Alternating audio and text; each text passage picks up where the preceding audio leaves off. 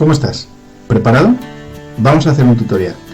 Hoy vas a aprender esto que viene ahora.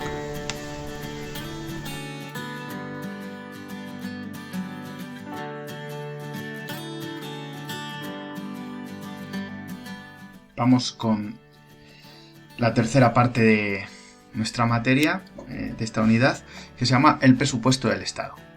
Vamos a ver qué es un presupuesto o qué son los presupuestos generales del Estado, que son un conjunto de documentos que recoge la previsión de gastos e ingresos en el sector público para un año. Es un instrumento de clave política fiscal, ¿no? Es un momento muy clave para poder establecer una política fiscal. De hecho, pues el signo del gobierno o la orientación del gobierno, más hacia la derecha, más hacia la izquierda, pues determina mucho qué tipo de presupuestos y qué tipo de gastos se hacen, ¿verdad? Hemos estudiado la familia, los presupuestos familiares, y hemos visto pues que la familia se tiene que sentar y hacer un presupuesto, ¿no? Y esto es un poco parecido, lo único que al ser para un estado completo pues tiene una serie de control, porque aunque el gobierno sea de un signo o de una orientación política, hay una sesión de control y hay unos pasos que hay que dar para aprobarlo. Vamos a ver que es un poco diferente, y eso es muy interesante porque hace que se tengan en cuenta todas las sensibilidades dentro de un país, que un país, pues los gobiernos que están ejerciendo su poder en ese momento, pues tienen una orientación, pero la oposición también tiene un papel, ¿vale? Vamos a ver un poquito más despacio qué es esto.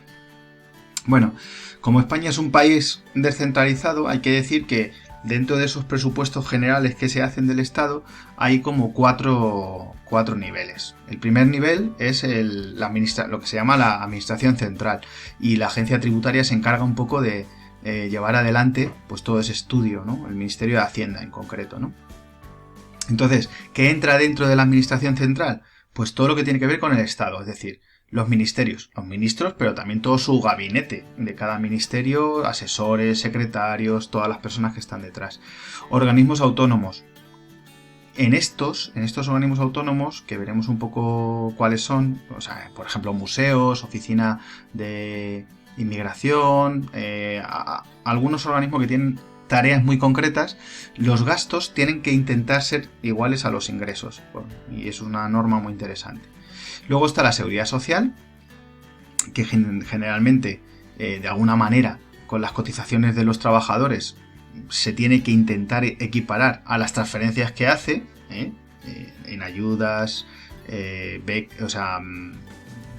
pensiones y demás.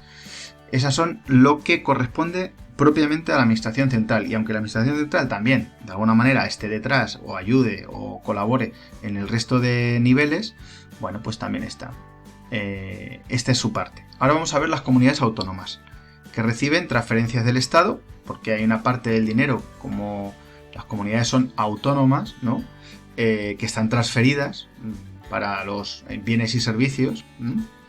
Entonces gestionan ese dinero y también los gastos propios de esas transferencias transferidas, pero también esas competencias transferidas, pero también pues hacen sus propios impuestos, ¿no? Autonómicos, y gestionan también sus entradas y gastos. Después están las empresas públicas, que funcionan de igual manera a las otras, solamente que tienen un compromiso de servicio más allá de lo rentable. ¿Qué significa esto? Pues evidentemente tener una estación de tren en un pueblo muy pequeñito de una provincia, pues no es rentable, pero sin embargo, como es un servicio público que hace el Estado, pues sí que se hace. O una escuela en un colegio muy pequeño que van muy pocas personas, en un pueblo muy pequeño que van muy pocas personas, es complicado tenerla para una empresa privada, para poder sostenerla, porque una empresa privada solo se sostiene con sus fondos, ¿no? Entonces, claro, el Estado de alguna manera asume todo esto y compensa todas estas dificultades con transferencias. Y luego, por último, está el nivel de corporaciones locales o ayuntamientos, ¿no? Que es el nivel más cercano a las personas, ¿no? Entonces, ¿los ingresos de dónde vienen? Pues muchas veces hay una partida presupuestaria de la Administración Central que va a los ayuntamientos, y luego también pues de los impuestos, y según el número de habitantes que se tiene, pues si tienes más habitantes, pues tienes más derechos, más transferencias, más dinero, ¿no? Y si tienes menos, pues claro, por ejemplo, hay algunos servicios que no se pueden tener cuando son muy pocos municipios, muy pocos habitantes en un municipio, ¿no? Bueno, pues estas son de alguna manera los 4 niveles presupuestarios que se recogen en los presupuestos generales del Estado, ¿vale? Muy bien, vamos a ver cómo se hace un presupuesto. Ya te pongo esta forma, que es un círculo, ¿no? Recuerdas que los presupuestos familiares son iguales, ¿no? De alguna manera se identifican gastos e ingresos, después se hacen los ajustes necesarios, se ponen en marcha y se vuelve a revisar, ¿no? Entonces, primera fase, que es la fase de elaboración. En la Constitución de 1978 se dice que corresponde al gobierno, que es el poder ejecutivo, y dentro del gobierno, concretamente al Ministerio de Hacienda y Administraciones Públicas, llevar a cabo la elaboración del presupuesto, ¿no?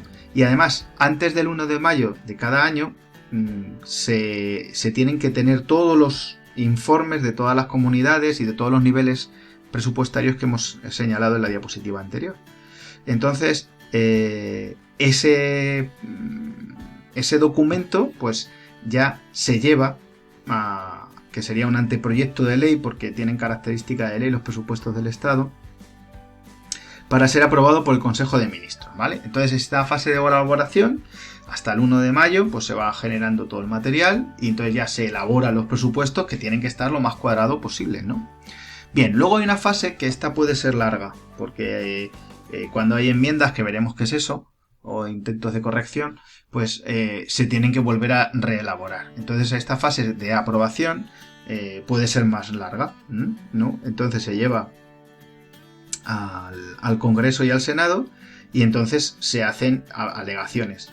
En caso de que no se aprueben, porque fíjate si está previsto que puede durar este periodo, antes del 31 de diciembre, se prorrogarían los del año anterior, o sea, se mantendrían los del año anterior, y eso está pasando ahora mismo en nuestro país. Hoy, a abril de 2020, pues aún estamos funcionando con los presupuestos que se elaboraron pues hace ya dos años, ¿no?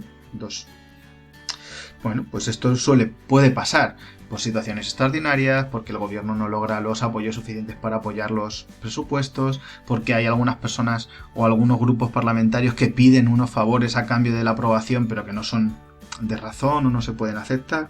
Bueno, pues todo esto es lo que provoca esta fase. Lo vamos a ver un poco más despacio después.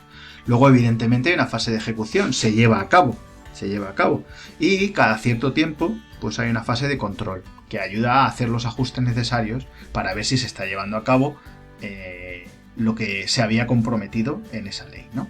Bien, si te fijas es circular y entonces vuelve. Vamos a verlo con un poquito más detalle, cómo se aprueba lo que se llama la ley de presupuestos, ¿no? Y ahí te pongo que en ocasiones es incluso más de un año. Entonces, como hemos visto, el gobierno, sobre todo el departamento, o sea, el Ministerio de Hacienda y Administraciones Públicas, es el que prepara un proyecto de ley, ¿no? Ese proyecto de ley ya recoge todo lo que tiene, toda la información de los 4 niveles presupuestarios, y se elabora pues ese anteproyecto o proyecto de ley, ¿vale? Se lleva al Congreso. En el Congreso, bueno, pues empiezan las discusiones. Puede ser que haya después de presentarse los presupuestos unas enmiendas a la totalidad, con lo cual volveríamos otra vez al paso primero para volver a rehacer los presupuestos y otra vez, ¿vale? O enmiendas parciales, son pequeñas correcciones, ¿no? Que dicen, mira, esto sí, pero de esta manera, o esto sí, pero hay que tener en cuenta este detalle. Está muy bien, porque no solo es la orientación del gobierno, sino que la oposición también puede, con otra orientación, hacer enmiendas. Una vez que se supera esta fase de enmiendas, pues se lleva al pleno del Congreso, ¿no? El Congreso y entonces ya ahí, de alguna manera, se aprueba. Pero se aprueba condicionado a que el Senado pueda hacer no enmiendas a la totalidad, sino enmiendas parciales. En el Senado, todos los senadores, que hay representación de las comunidades autónomas, pues lo que se hace es analizar bien cómo afecta a la totalidad de España y ver si hay que hacer algún tipo de enmiendas parciales, ¿no? Esas enmiendas parciales se vuelven a llevar al pleno del Senado. El Senado, cuando las aprueba, manda otra vez al Congreso, el Congreso al Senado, y esto también puede durar tiempo si no se acaba de aceptar y hay acuerdos entre los grupos parlamentarios y los grupos del Senado, ¿no? Y por último, pues ya puede llevar a la aprobación. Este ciclo, fíjate si es importante, porque si un gobierno no es capaz de llegar a la aprobación, lo más difícil es pasar casi del Congreso al Senado, ¿vale? Pero si no es capaz de llegar a un acuerdo, claro, sin presupuestos no se puede gobernar. Sin presupuestos no se puede gobernar. Entonces es una de las causas por las que a veces se convocan de nuevo elecciones, ¿vale? Una cosa muy interesante. Espero que te haya servido y nos vemos en el próximo vídeo para analizar y seguir analizando todo esto.